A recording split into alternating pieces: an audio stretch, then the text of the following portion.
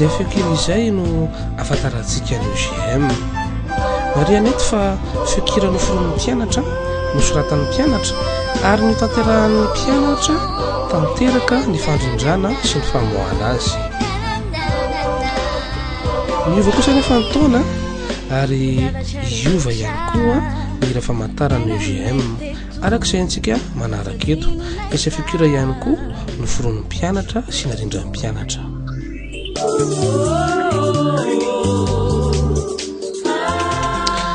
manam-porofo izany fa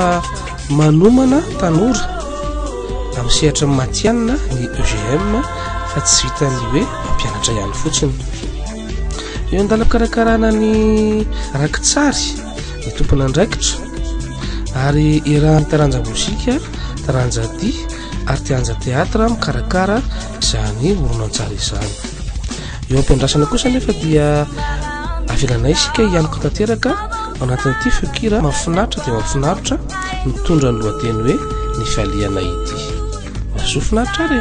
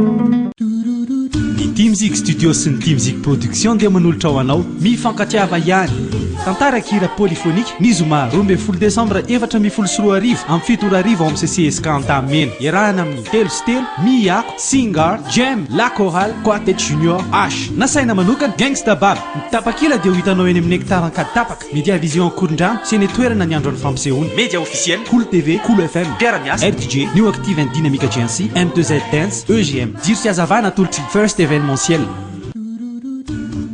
fampisehoana afakely kosa no atolotry ny Team Zik studio atsika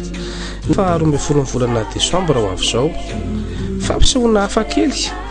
ahitana ireo feo izay anisan'ny manga indrindra eto Madagasikara eno enge dia raha ohatrana resy lahatra ianao aty amin'ny OGM ihany koa dia afaka jifaina ihany koa ny billet